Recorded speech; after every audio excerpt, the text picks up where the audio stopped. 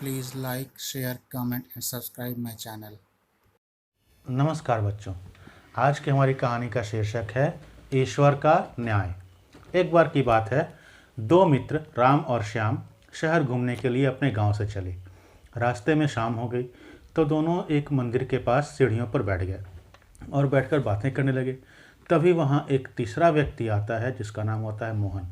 वह कपड़ों का व्यापारी रहता है। वह घूमते फिरते वहाँ से जा रहा होता है। शाम हो जाने के कारण वह भी वहाँ विश्राम करने के लिए रुक जाता है।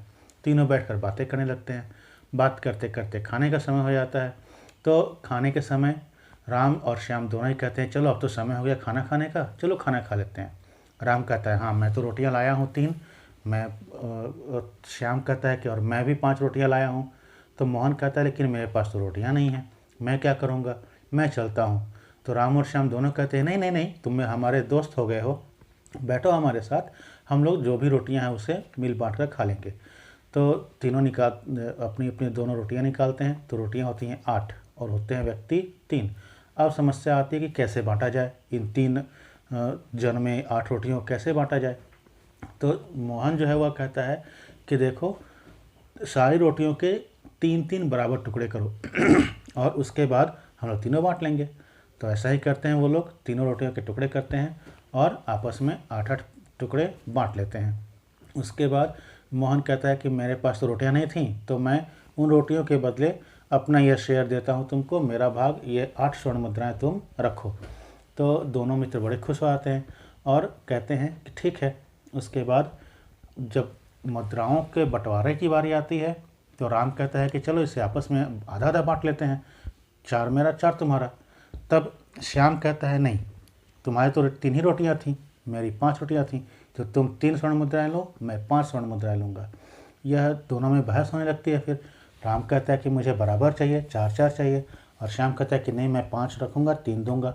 इस पर झगड़ा होते होते दोनों एक निर्णय पर पहुँचते हैं कि क्यों ना हम लोग चलकर मंदिर के पुजारी से पूछ लें कि आखिर क्या बात है, हम कैसे इस समस्या का समाधान निकालें।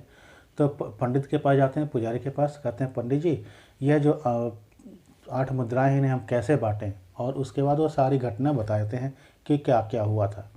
पंडित कहता है कि चलो कोई बात नहीं, ये मुद्राएं तुम मुझे दे दो, मैं सोच कर तुम्हें कल सुबह बताता हूँ कि इनका क्या करना है। और उसके बाद वो लोग चले जाते हैं सोने के लिए।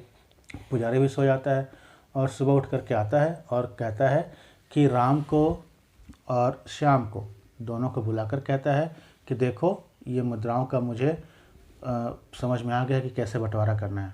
तो दोनों उत्सुक हो जाते हैं कि बताओ कैसे, बताइए पंडित जी, कैसे बांटिएगा आप इनको। तो पंडित कहता है कि राम को मिलेगी 1 स्वर्ण मुद्रा और श्याम को मिलेगी 7 स्वर्ण मुद्राएं। तो राम बहुत आश्चर्य करता है, ये कैसे हो सकता है, मेरी 3 रोटियां थीं, ये वो पूरा वो बोलने लगता है। तो फिर पंडित कहता है, रुको रुको, धीरज रखो, तुम्हारी 3 रोटियां थीं जिसके तुमने 8 टुकड़े करके उसको 3 टुकड़े करके उसको 9 टुकड़े बनाए, और श्याम के पास थी 5 रोटियां जिसके हुए 15 टुकड़े। तुम अपनी 9 टुकड़ों में से तुम अपना 8 टुकड़ा खाए तुम स्वयं, और तुमने 1 टुकड़ा दान दिया। श्याम के 15 टुकड़े हुए जिसमें से श्याम ने 8 टुकड़े खाए और 7 टुकड़े दान में दिए। तुम्हारा दान हुआ 1 और इसका दान हुआ 7, इसीलिए तुम्हें मिलेगी 1 स्वर्ण मुद्रा और श्याम को मिलेगी 7 स्वर्ण मुद्राएं। तो बहुत ही दोनों उस उत्तर से खुश आते हैं। और श्याम कहता है कि महाराज, आपको यह हिसाब कहाँ से सूझा, ये तो बड़ा ही अजीब सा हिसाब है, न बराबर का हुआ, न 3-5 का हुआ, किस तरह से हिसाब हुआ। तो पंडित कहता है कि असल में मैं रात में सोने से पहले स्वर्ण मुद्राओं को अपने ईश्वर को समर्पित करके उनसे कहा कि हे ईश्वर, आप मुझे न्याय का तरीका बताइए। तो ईश्वर मेरे सपने में आए और उन्होंने ही मुझे यह न्याय का तरीका बताया। तो इस प्रकार हम कहानी में देखते हैं कि हमारा हिसाब करने का तरीका कुछ और होता है और ईश्वर का हिसाब करने का तरीका कुछ और होता है। तो हमारे साथ जो कुछ भी हो रहा है, हमें इस बात का ध्यान रखना चाहिए कि ईश्वर सब कुछ का हिसाब रख रहा है और हमें अपने हिसाब से कभी काम नहीं करना चाहिए। हमेशा इस बात का ध्यान रखते हुए काम करना चाहिए कि ईश्वर किस हिसाब से सोचेगा। धन्यवाद।